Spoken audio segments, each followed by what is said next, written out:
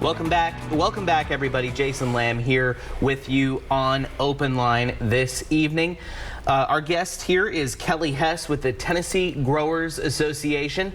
Kelley, I want to talk a little bit about, in this segment here, medical cannabis.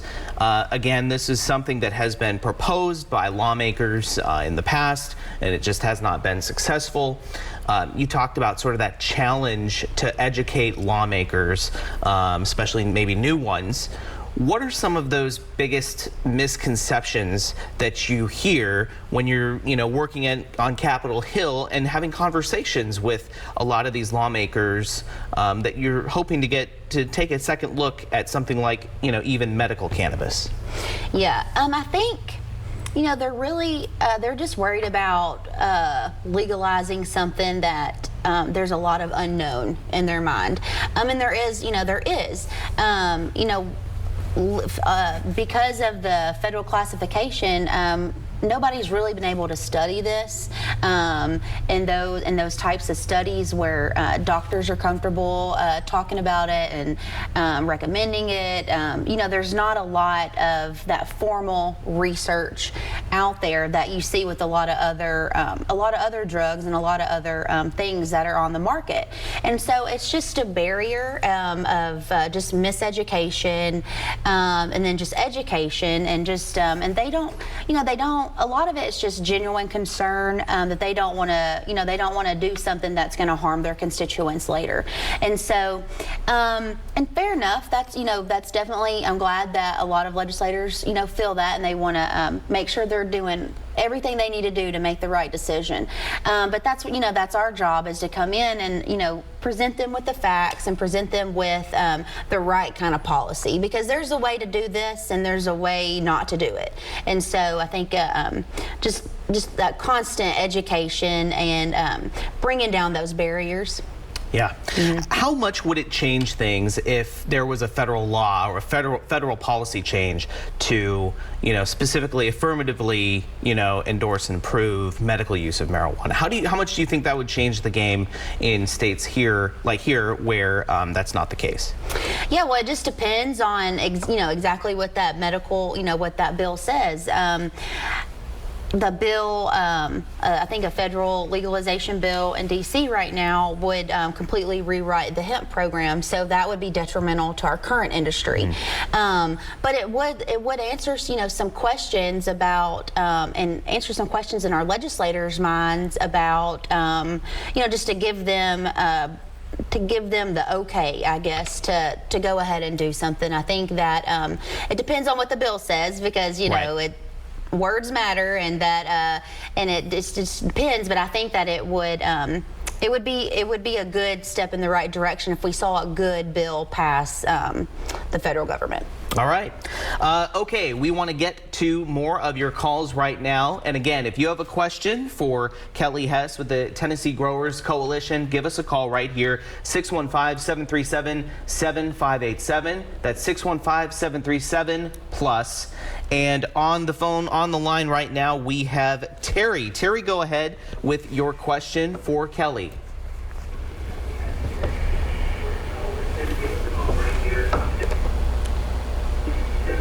And it looks like, hey, Terry, are you with us? I sure am. Hey, Terry, go ahead with your question for Kelley here. Yeah, thanks, Jason, for taking my call. And Kelley, thank you for being there tonight. I think the question that I have, I know that back in March they tried to ban Delta 8 in the state of Tennessee, and that failed. But what I am going to say is I'm in convenience stores just about every day, and Delta 8, Delta 9, Delta 10 is sold over the counter every day. And then I have gone to some CBD stores, and those folks educate you on the effects of Delta 8, Delta 9, Delta 10, and the different cannabis.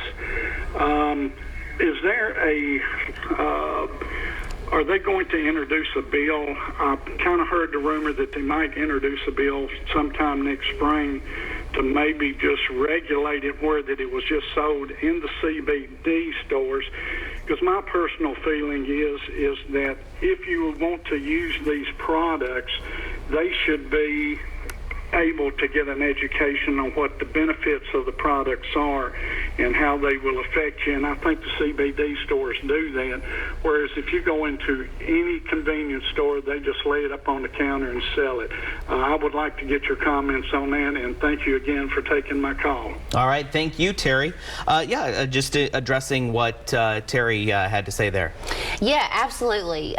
We at the Tennessee Growers Coalition and members of the Tennessee General Assembly want to, and we introduced a bill last year, and that put those common sense regulations in there that would restrict the sale of some of those products to over 21 establishments, or have those behind a counter, 21 and up.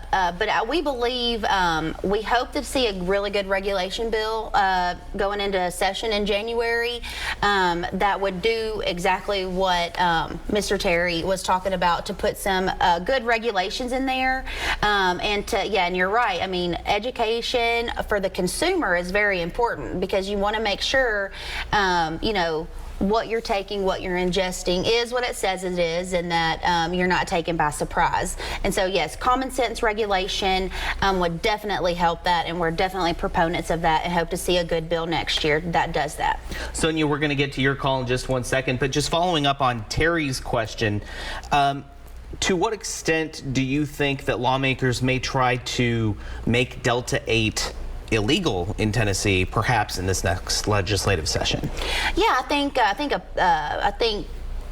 the thought and the idea is still there. I think there's some legislators that definitely want to see a total ban, but we hope that common sense regulation will prevail, and I do believe that most legislators would like to just see regulation and not a ban. They want to support the small businesses in Tennessee that have been operating legally since 2018, some before that, doing the right thing, and they don't want to pull the rug out from underneath them. So hopefully there's more people that want regulation than a ban next year.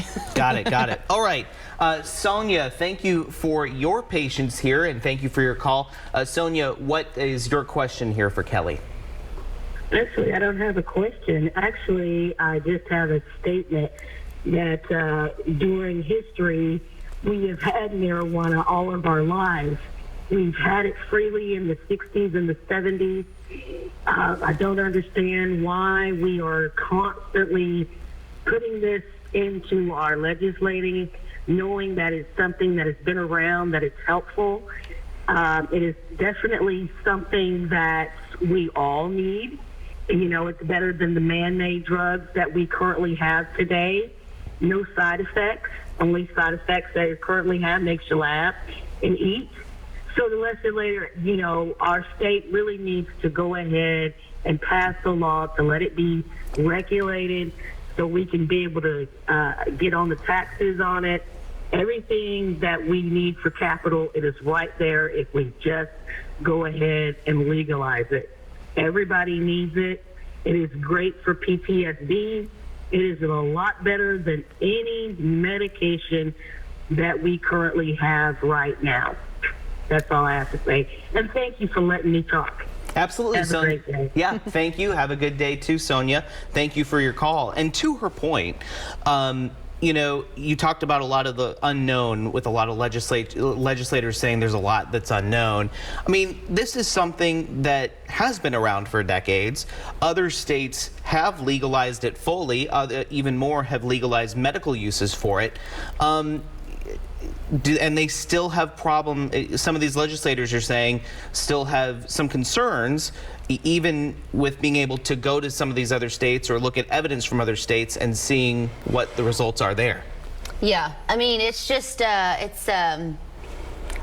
constant education battle. I mean, and we're up against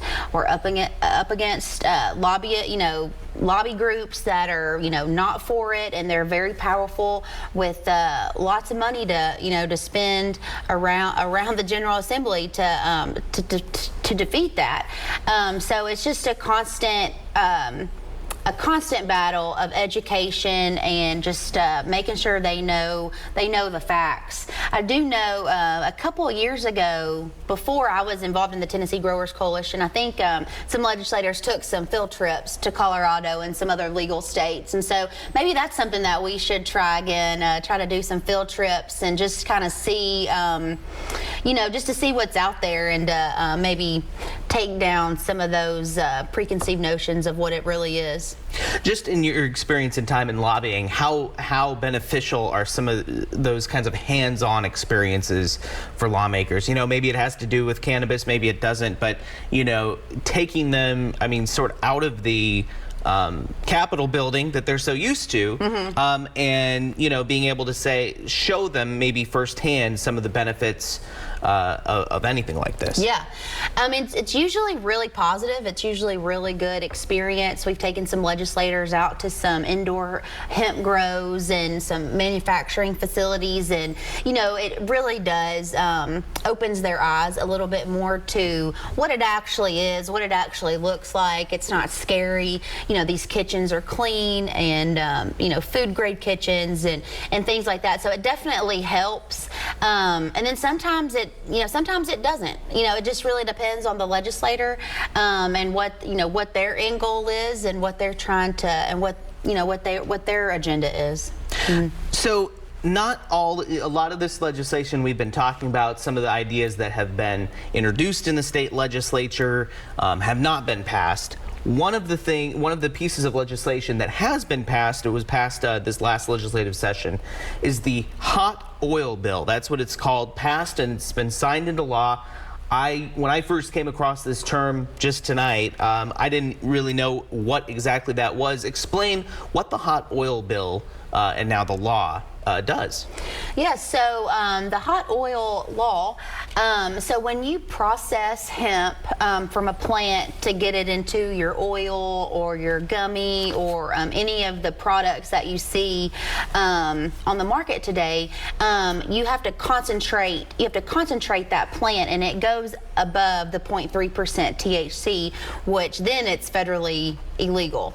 And so the 5% law, which the Tennessee Growers Coalition supported in conjunction with Representative Chris Hurt from West Tennessee and Senator Frank Nicely from East Tennessee, we supported a bill that allowed for up to 5% THC to be had between the processor and the manufacturer, so they're not holding a illegal product in the process of doing legal business. And so when the manufacturer gets that 5%, it has to be diluted back down to the 0.3, the legal limit. But that just gives some protections, some common sense protections for our industry that was left open when they passed the Farm Bill. So, and again, just to be clear, what kinds of products would a producer be making, someone that would be benefiting from this law? What kinds of items, products would they be producing? Oh, it is anything, any of the consumables that you see in any of the stores, the gummies, the candy bars, any of the consumables that you would see, that would be taken from that hot oil. And then it gets down to, again, these terms, these acronyms, CBD, THC, and things like that. Distill again for folks, the difference between some of the things that we're talking about here tonight and maybe those products like you're just talking about that you can see in convenience stores, things like that, even today. Yeah.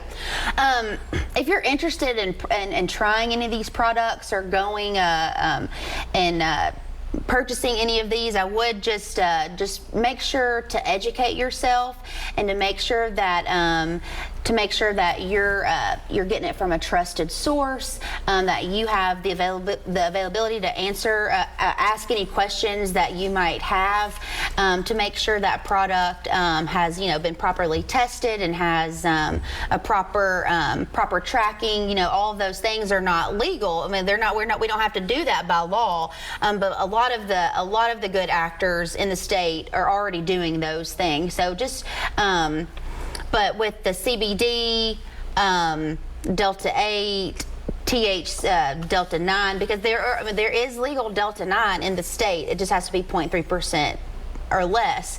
And so all of those things, they're very beneficial, and it takes a lot of experimenting to kind of get, your right dosage and your right mix of cannabinoids, but just go low and slow, and to make sure that you can ask any questions that you might have to the manufacturer, the seller, the retail shop. All right. Our guest tonight here on Open Line is Kelley Hess with the Tennessee Growers Coalition. We want to get to more of your calls. Give us a call here on Open Line, 615-737-PLUS. That's 615-737-7587. We'll take more of your calls on the other side of this break.